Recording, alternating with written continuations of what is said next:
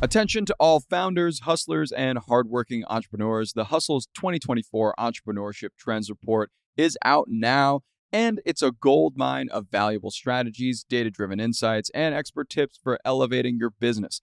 Have you ever wondered how successful business owners are staying ahead of the crowd in today's super competitive market? Well, we talked to over 500 small business owners to uncover how they're doing it and did a ton of research so you don't have to.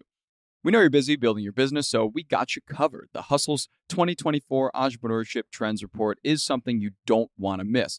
This right here is the future of entrepreneurship. So stop what you're doing right now and check the link in the show notes to get that report right now. Good morning, all. It's Wednesday, September 25th. I'm John Weigell with Mark Dent, and this is the Hustle Daily Show.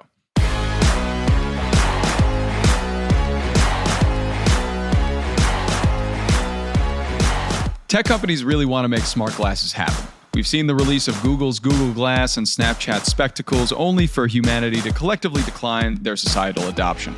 Smart eyewear, though, is clearly in the sights of Mark Zuckerberg, who is set to announce a new model today with more AI functionality.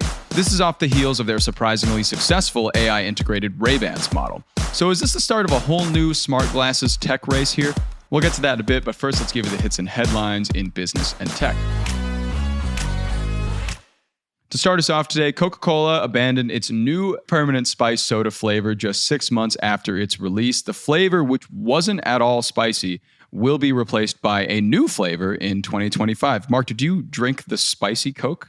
I actually didn't, and I do drink Coke fairly often, and now I wish I had tried it. I suppose it'll still be in like gas stations for at least maybe a few weeks longer, so I guess I still could. Oh, yeah. But everything that I kind of read about it wasn't spicy. It tasted more like raspberry. But that said, like if there actually was like a spiced, less sugary, but a little more spice kind of flavored Coke, I actually think that would do well. Yeah, maybe they put it out thinking that it would be similar to a Dr. Pepper, which isn't spicy either, but No. it's the pepper. I don't know. Good. Maybe they tried that and it didn't exactly work. But yeah, a little spice would have been nice. I feel like this would have done really well if they went full with it.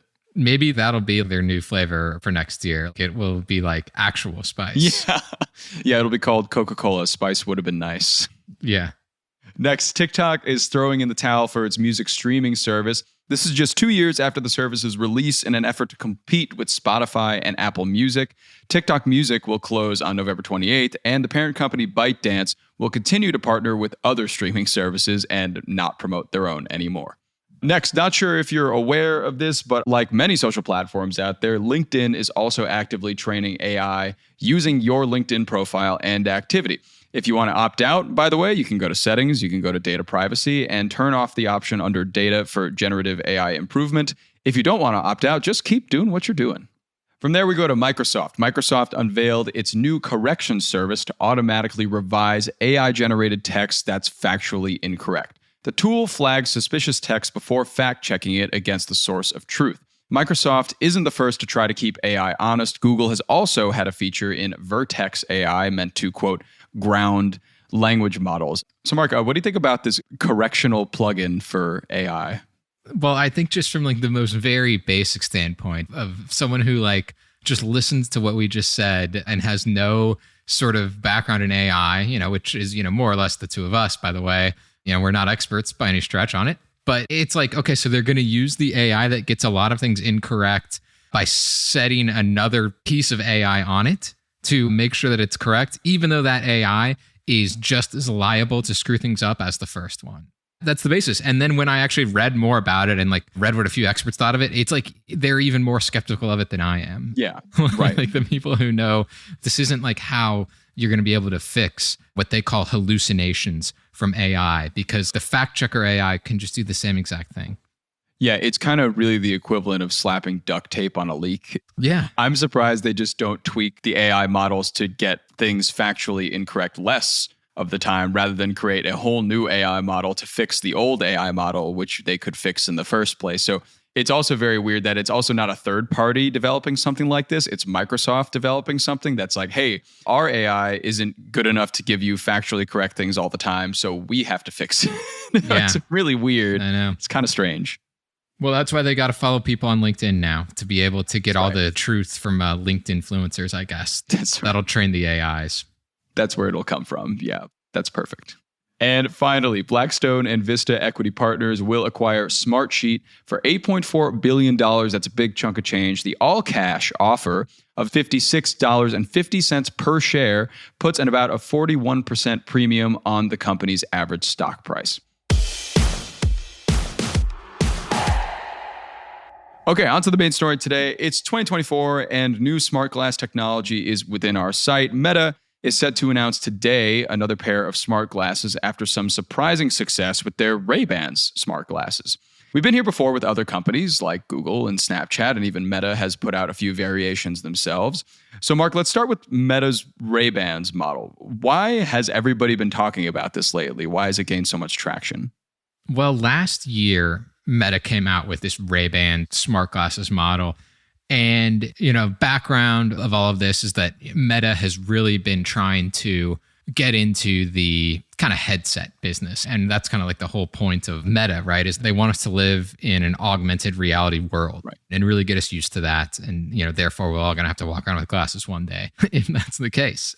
So they had been doing pretty terribly in this regard ever since they kind of pivoted into that model. It hasn't been all that good for them. It hasn't been, a disaster. Yeah, the metaverse hasn't been popping off for anyone. No, it hasn't. I don't know if it's been a disaster necessarily, but it certainly hasn't been great. So with that as the background, and keep in mind that, we've had wearables over the years, Google Glass, most notably over a decade ago, they come out with these Ray-Ban glasses. This was about, a year ago. And, these are pretty simple. Actually, you can kind of take pictures on them. You can take video, but it's pretty good video and it's pretty good pictures. And you can talk on them to your friends and have a video chat, and the audio quality is pretty solid. And the people who've bought them seem to really like them.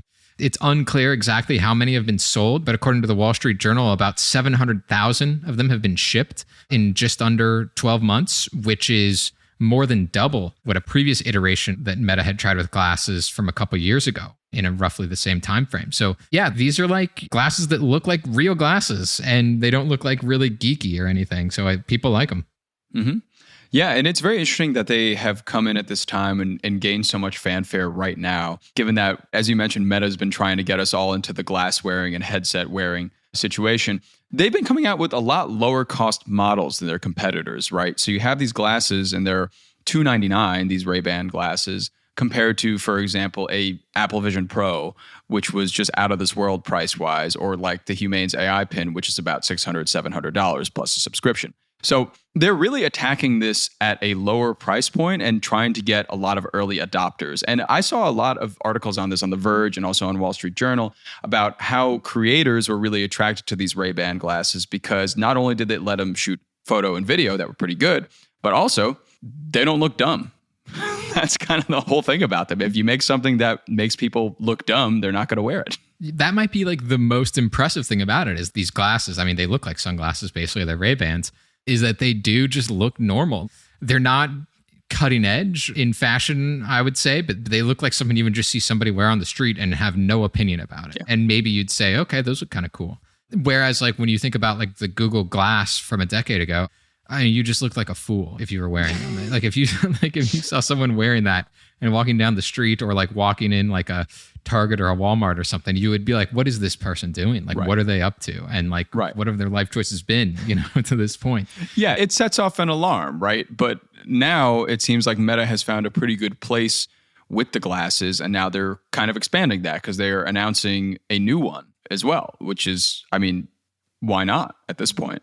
Yeah, and there's going to be obviously more details about that later today. So it's unclear exactly how different those are going to be. But it's like you were saying earlier, with these glasses that they've had, about $300, these Ray-Bans, people buy sunglasses that cost more than $300. They do. And so to think that you could have a pretty nice looking pair of glasses and you get some of these kind of cool gizmos and different features along with it, it really is a wearable product that seems worthwhile. Yeah. It's fashionable and it's functional. I think the one thing that could be going against Meta here is that in terms of what a lot of the people who've bought these have shared, most specifically in that story with the Wall Street Journal, is that they don't really want the highest tech features. They really just want something that can record, shoot video, and take cameras and help them talk to their friends.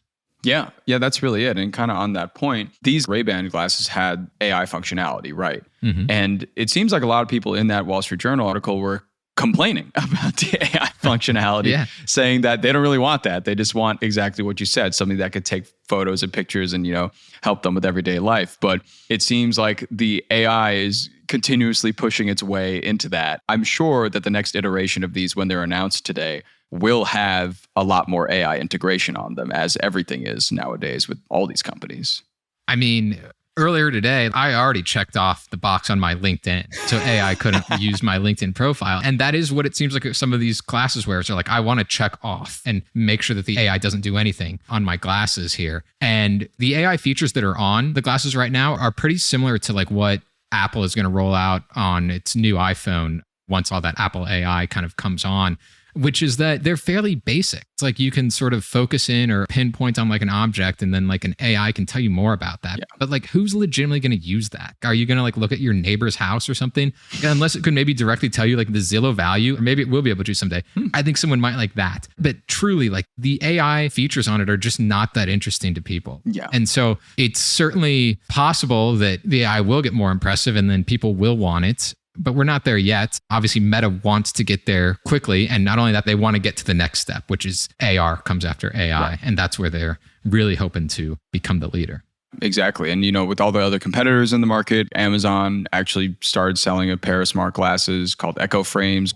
Google is trying to re-enter the market in glasses. So all these companies are kind of jumping at this. And it seems like another race within smart tech as kind of the next big thing that all these companies are trying to do. And I really wonder where Apple's going to go after Vision Pro on this all, because nobody really says it, but I mean, it kind of blundered. Oh, yeah. And it costs so much money. So much money. It's more than 10 times as much as these Meta glasses here.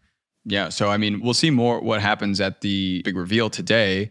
And I'm sure there'll be a lot of information coming out about it this week. But I'm excited to see the iteration that these take next, and if they're going to stick to a normal pair of glasses format, or they're just going to blow it out and make it a futuristic thing that nobody really wants to wear. Don't do it. Just keep them normal. Please.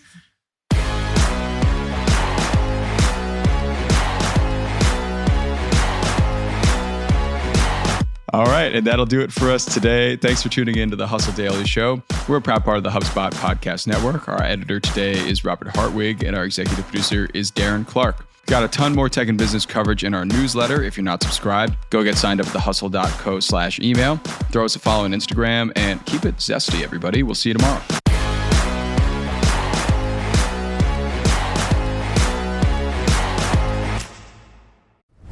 Hey, everybody. I've been listening to this awesome podcast lately called Nudge. It's hosted by Phil Agnew, and it's brought to you by the HubSpot Podcast Network, the audio destination for business professionals.